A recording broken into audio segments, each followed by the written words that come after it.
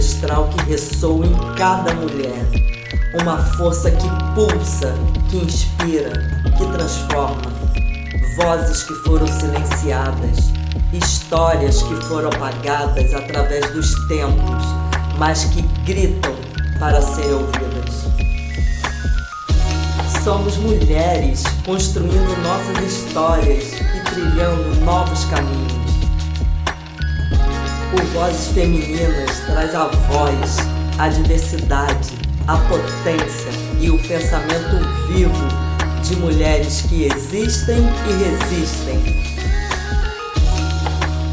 O Vozes Femininas é o seu lugar para falar e ser ouvida.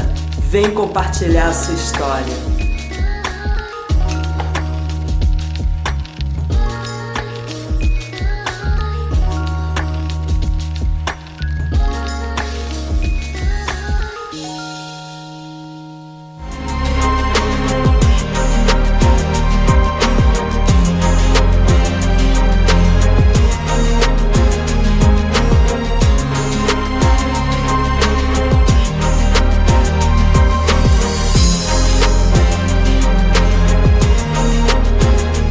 Olá, Vozes Femininas, como estão? Já estava com saudade de vocês. Hoje nós aterrissamos aqui, da Praia das Pedrinhas, do nosso mais belo cartão postal, a vista mais linda que existe para quem quiser curtir um pôr do sol com a família, com as crianças. Então a gente está muito feliz de estar aqui hoje. Estamos no bar internacional, no restaurante internacional, e com quem? Com uma mulher militante, feminista, pesquisadora, empreendedora. Ela faz parte do coletivo Mulheres do Salgueiro, é cria do Salgueiro. A gente vai falar muito sobre o que ela é, o que ela representa para o território de São Gonçalo. Então, seja muito bem-vinda, Janete, querida, um prazer recebê-la aqui no Vozes. Então, você está aqui para mais um Vozes Femininas. O Vozes, ele se propõe a ouvir todas as mulheres de São Gonçalo e quiçá do mundo, mulheres que têm um empoderamento, que lutam, que militam pela causa da mulher, pelo pertencimento, pelo feminismo, pela igualdade de gênero. Então, para quem vai ver esse videocast, fala um pouquinho quem é a Janete, quem é você, mulher preta feminista. Conta para todo mundo.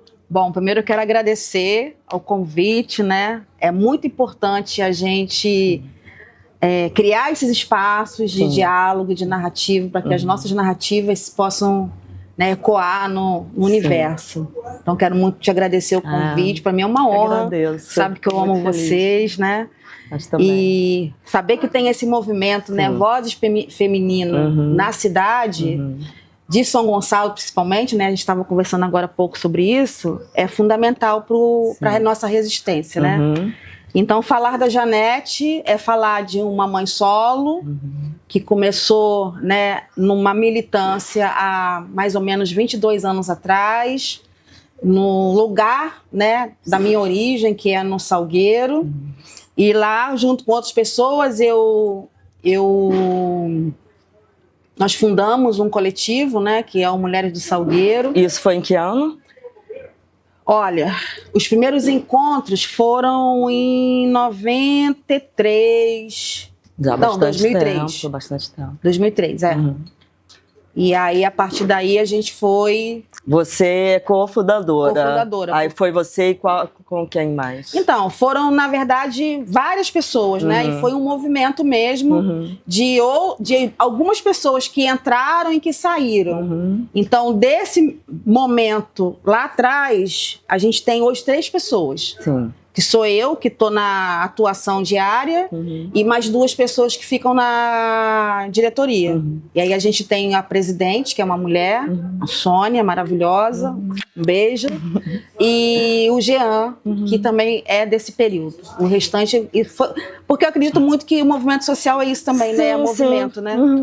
E por ser um coletivo, né, para as pessoas estão ali, né, cada um com a sua militância, mas em prol do coletivo, coletivo, Sim. né? Às vezes a pessoa também sai, busca outros movimentos. Sim, sim. E isso é natural e é Sim. legítimo, né?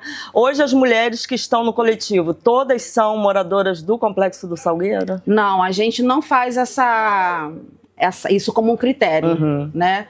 A gente, na verdade, tem como critério o objetivo em comum.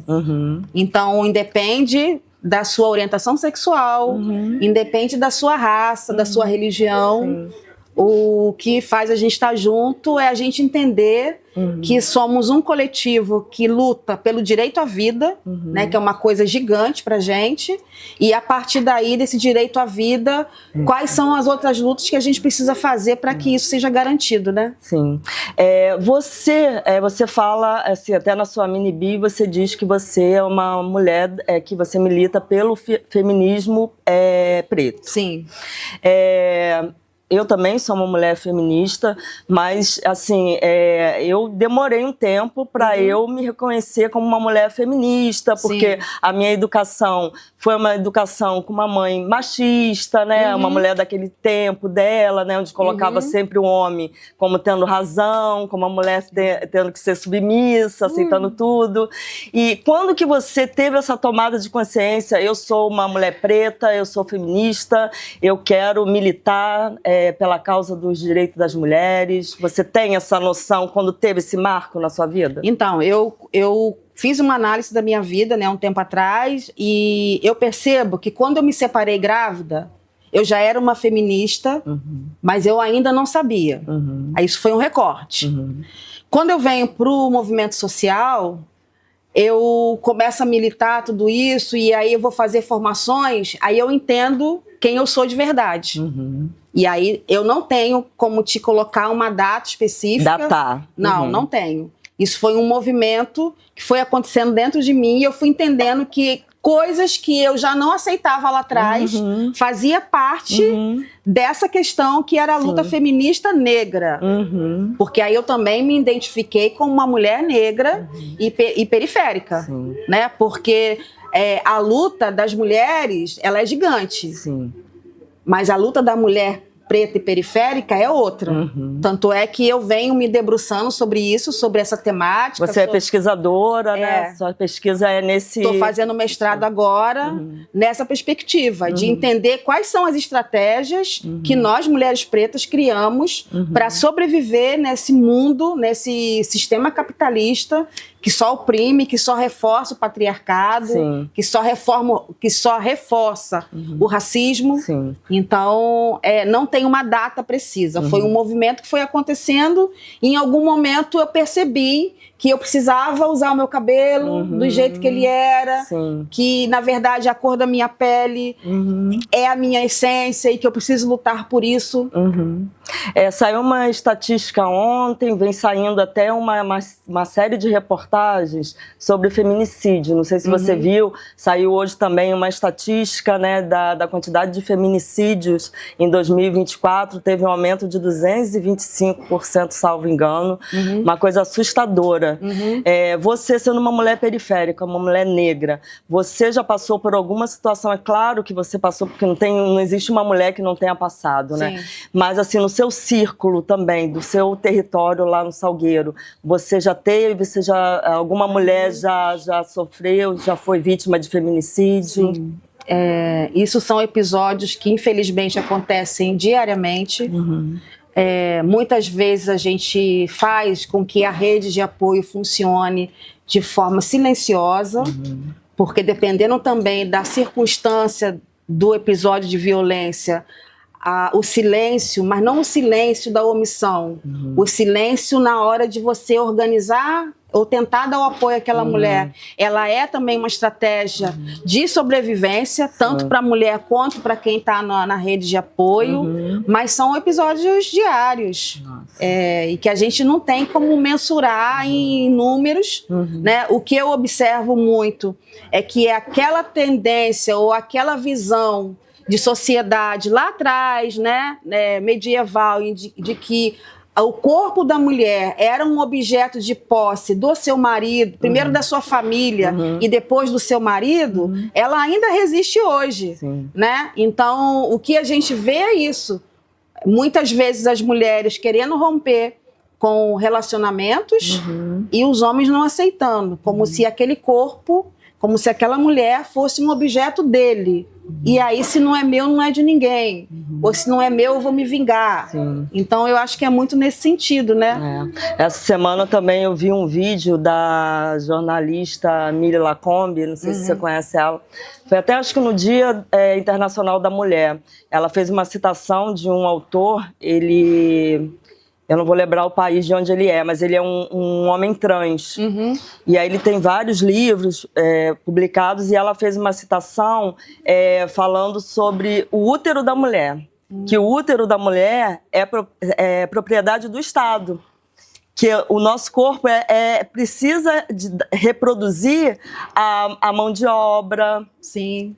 a força de trabalho. Sim. Então, por isso que isso tudo perpassa pela questão do aborto, né, do trabalho doméstico sem remuneração. Exatamente. E sem ser considerado trabalho. Exatamente. E eu falei isso ontem com o rapaz que foi do censo, foi ontem lá em casa. Então, eu que respondi a pesquisa e ele perguntando o que eu fazia, o que eu trabalhava. Eu falei assim, bom, eu tenho várias frentes de trabalho. Uma delas é o serviço doméstico e eu não sou remunerada por ele. Sim. Então, a gente precisa fazer esse debate, discutir sobre isso. Precisa. Porque, na verdade, o trabalho doméstico, ele alimenta o sistema capitalista. E o sistema capitalista não paga por esse trabalho. Não paga. E aí a gente acaba reproduzindo essa visão de que o trabalho doméstico não é trabalho. E aí nós, mulheres, somos sobrecarregadas, porque muitas vezes a gente tem, ainda mais quando é solo, né? Você tem que trabalhar fora. Você tem que dar a assistência na educação dos filhos e você tem que cuidar da casa. Sim. Como se a casa fosse responsabilidade única exclusivamente das mulheres. E não é, porque todo mundo usa esse espaço. Exatamente. Então, o certo seria que todo mundo também colaborasse para a manutenção desse espaço, né? Sim. Aí eu já ouvi também as pessoas falarem assim, mas isso... são as mulheres que são culpadas porque as mulheres ensinam os homens assim, mas as mulheres aprenderam assim. Sim. E se a gente ficar calado, se a gente não falar sobre isso, a gente vai continuar reproduzindo isso. Sim. Então, a gente teve uma educação numa sociedade patriarcal. Isso. Então, assim, a construção que a gente faz hoje, nós mulheres, na nossa geração, nós que buscamos. Sim. Nós não aceitamos mais viver presa nessas amarras. Esses dogmas. Esses dogmas do machismo, do patriarcado. Né? A gente estuda, a gente tem um curso superior, mas a gente sabe que isso não é para todas as mulheres. Muitas mulheres, elas vivem numa relação de violência porque ela não tem condição de sair. Sim, ela não sabe que aquilo ali é uma violência. Ela não sabe, exatamente. Ela não reconhece. Não reconhece, exatamente. Então tem, assim, muitas camadas nessa relação entre a mulher e o homem, ou até pessoas que se relacionam do mesmo sexo, existe também violência. Sim, muitas. Não é a violência só entre homem e mulher, né? Sim. Pessoas do mesmo sexo também sofrem violência. Então a gente tem que ter, assim, ficar muito atenta a essas questões, porque cada vez mais eu percebo que a violência está crescendo, né, e perpassa também pela questão da ideologia política, e aí vem a questão do conservadorismo, do extremismo. E você também é uma mulher também política, né? Você veio como candidata na última eleição, no último pleito aqui em São Gonçalo. Você queria falar um pouco disso? Quais foram as pautas que você levantou durante a campanha? O que você viu que precisa ter mais? Claro que a gente precisa ter muito mais mulheres nessa Câmara aqui de São Gonçalo. Hoje a gente tem 2, né? Pelo menos aumentou um pouco o número, que antes a gente só tinha uma. Mas como que você viu esse período aí, você nas ruas, fazendo campanha? Como que foi essa experiência para você? Então, falar sobre a política institucional e viver isso também são desafios, né? Porque tudo isso que a gente vive na sociedade normalmente, isso se acentua na política institucional. Porque a sociedade também olha esse lugar de tomada de decisão como sendo um lugar onde o homem precisa ocupar. Então, preciso ter coragem para enfrentar isso, né? Enfrentar todas as dificuldades que uma campanha militante como a minha passou e passa ou vai passar ainda, né? Mas com muita coragem, sabe? Eu saí do processo muito mais determinada com relação à pauta que eu defendo, que é uma pauta pelo direito à vida e pelo direito à vida das mulheres pretas e periféricas, e pensar que a construção de novos conhecimentos, sabe? A partir de rodas de conversa ou de um curso, enfim, mas pensar que a gente precisa virar essa chave, porque não dá para a gente ter uma Câmara de Vereadores formada por homens, se a sociedade é formada por homens e mulheres. Sim. Ter 2 mulheres num quadro de 27 é o quê? É nada. É nada. É nada. Porque os homens, por mais, né, boa vontade que eles tenham em legislar com relação à política pública do município, mas quem é que vai lá na escola quando não consegue a vaga no sistema? A mulher. É a mulher. É a mulher. Quem é que vai no posto de saúde porque tem alguém doente na família? É a mulher. Sim. Quem é que vai para o supermercado? Ah, os homens também fazem isso. A sua minoria. É a sua minoria. Então, por que que nesse movimento todo da sociedade, que as mulheres estão aí fortemente na rua, fazendo uma revolução, por que que na hora de tomar a decisão tem que ser os homens? Sim. Então a gente tem que repensar esse cenário dentro da nossa cidade. Não adianta depois ficar reclamando, né? Eu costumo sempre falar isso. Vamos pensar no voto. O voto, ele é uma arma, ele é uma ferramenta importante, né? Quando eu venho fazendo agora essas pesquisas, eu estou estudando muito a história das mulheres, né, feministas lá atrás. Legal. E a gente tem que entender isso, que a força... A nossa ancestralidade, né? Exatamente, a força é nossa. É. Então, se a gente está insatisfeito, né, como um caso que eu ouvi há pouco tempo de uma mulher que fez um exame de sangue na gestação, como parte do seu pré-natal, e a criança nasceu e só aí que ela recebeu o resultado, a gente tem que ficar insatisfeito com isso, sim, mas a gente tem que saber votar. Principalmente as mulheres também, né? Exatamente. Porque as mulheres também têm que tomar essa consciência de que ela precisa de representantes mulheres para defender as suas necessidades. Sim. Né? Por mais que o homem tenha boa vontade, não é que a gente vai excluir o homem, é o que a gente sempre fala, o feminismo não é exclusão do homem, o feminismo é a igualdade entre homens e mulheres. Sim. Então, as mulheres também precisam reconhecer isso. Eu preciso de ter mais mulheres me representando na política, né? E eu fico muito, assim, até triste, né? Eu vou dizer até que eu chorei nessa última eleição agora, eu chorei mesmo, porque, assim, de ver que a gente tinha tantas mulheres que poderiam estar hoje lá dentro da Câmara, como você, como tantas outras. Aí eu chorei, eu falei assim, gente, uma pena, assim, mas aí é a vida que segue e a gente continuar lutando e continuar fazendo esse trabalho. Continuar resistindo. Voltando à pegada lá do coletivo Mulheres do Salgueiro. Vocês trabalham com essa questão de empoderamento da mulher. Hoje mesmo hoje ou ontem eu vi na rede social de vocês que vocês vão dar um curso, acho que é de corte e costura, né? Isso. Quais são os cursos, o que vocês oferecem para as mulheres através do coletivo? Então, quando a gente pensa num coletivo, a gente tem que pensar que esse coletivo precisa se sustentar, né? Então, para pensar a autossustentabilidade desse coletivo, a gente tem uma prática, né, que é elaborar os projetos. Então, a gente busca que, através de editais públicos ou com empresas privadas, a gente consiga ter recurso financeiro para ofertar uma ação de qualidade. A gente acredita no voluntariado? Sim. Com certeza, mas o voluntariado ele é uma ação pontual. Sim. Como a gente está lá dentro e a gente sabe que é uma demanda gigante e a gente quer fazer um trabalho de excelência, mas quer fazer também um trabalho contínuo, a gente precisa de recurso financeiro. Então a gente faz os editais, a partir do momento que a gente tem os editais, a gente organiza as ações. Então, tudo vai variar muito desse momento que a gente vive no país. Por exemplo, nos últimos 4 anos do governo Não cite, por favor. Não, dá má sorte. Não, dá má sorte. Do governo anterior, era 0 de editais, né? Uma merda. Escassez de tudo. Podia falar palavrão, falei, depois você corta. Escassez total. Mas quando a gente está falando, né, do momento atual que a gente está vivendo, então a gente vai buscar os editais. Agora, por exemplo, a gente está fazendo, que é um projeto importante demais para a gente, que é um projeto que a gente está fazendo com recurso da Fiocruz. Ah, legal.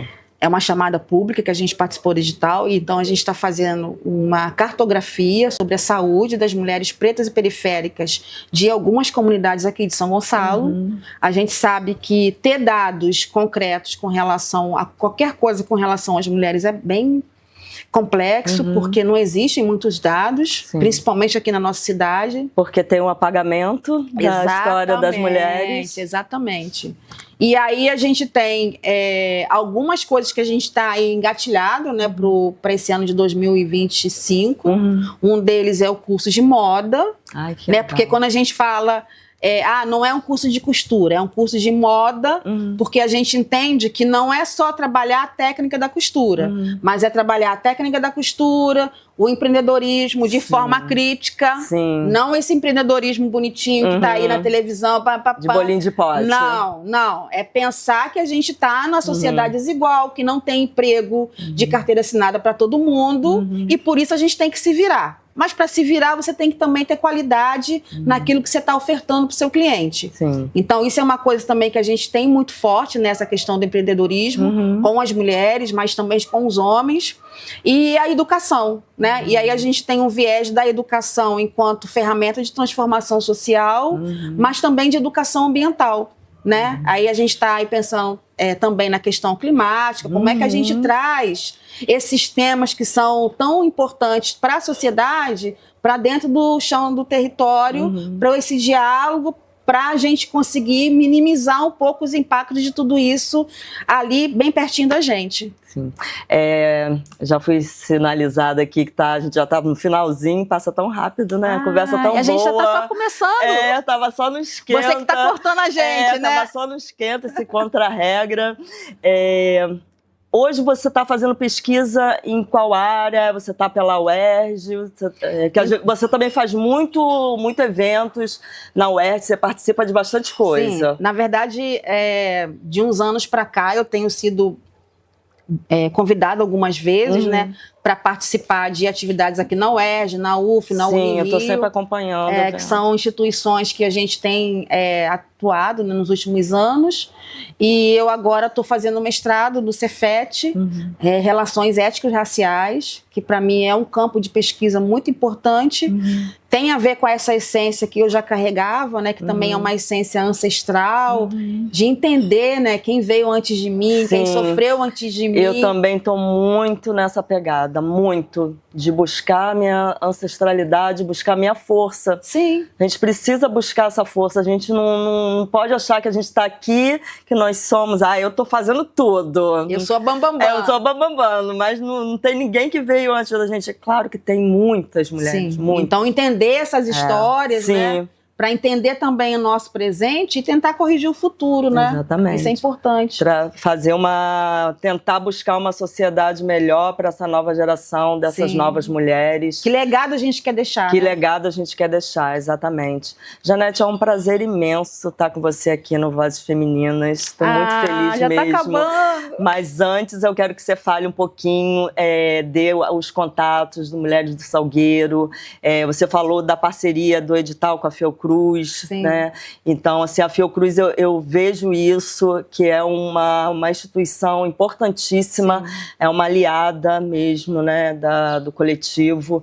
Então, dá o seu recado, dá os seus arrobas para quem vai assistir o Vozes Femininas. E teremos outros, porque, como eu sempre falo, o Vozes Femininas veio para ficar. Ai, que lindo. Bom, eu quero agradecer o convite mais uma vez, falar da importância desse movimento dentro da nossa cidade. A gente precisa, sim, ter esse espaço onde as vozes femininas possam ecoar boas novas, ecoar superação, ecoar emancipação feminina. Então, eu sou muito grata pela oportunidade de estar aqui nesse momento com vocês. Sigam, né, as redes sociais, @Mulheres do Salgueiro. A gente está sempre postando lá as nossas ações, as nossas perspectivas de futuro. Sigam também, né, a ativista, @Janete Nazarete, que também é importante a gente dar engajamento nas redes sociais para as coisas boas que a gente tem na cidade. Exatamente. Né? A gente tem tanta bobagem na rede social, então faço também esse apelo, né?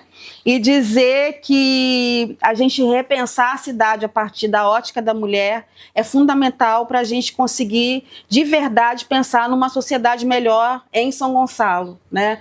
A gente hoje tem um trabalho que não está focado apenas dentro do Salgueiro, a gente hoje está atuando em São Gonçalo. São Gonçalo é um município gigante, claro que hoje a gente não consegue atender a todas, mas a gente tem desdobramento de outros coletivos que surgiram a partir do nosso trabalho. Então isso me enche de alegria, me enche de coragem e me enche também de fé, né? Fé em acreditar nas mulheres que vieram antes de nós, né, em agradecimento a todas elas, mas também fé nas mulheres que estão aqui e que vão ainda nascer, e que elas possam encontrar não só uma sociedade melhor, mas uma São Gonçalo mais igualitária. Perfeito. É isso. Um beijo. Gente, gratidão por vocês. Tenho certeza que vocês vão se apaixonar por esse episódio, porque a Janete é uma mulher incrível. Já é a segunda vez que eu tenho oportunidade da gente estar trocando um bate-papo e teremos muito mais. Então, gente, um beijo grande para vocês. Até o próximo Vozes Femininas, sempre pela lente do feminismo, sempre na perspectiva do feminismo, porque nós mulheres existimos e resistimos nessa sociedade. Obrigada, querida. Um beijo. Prazer. Obrigada.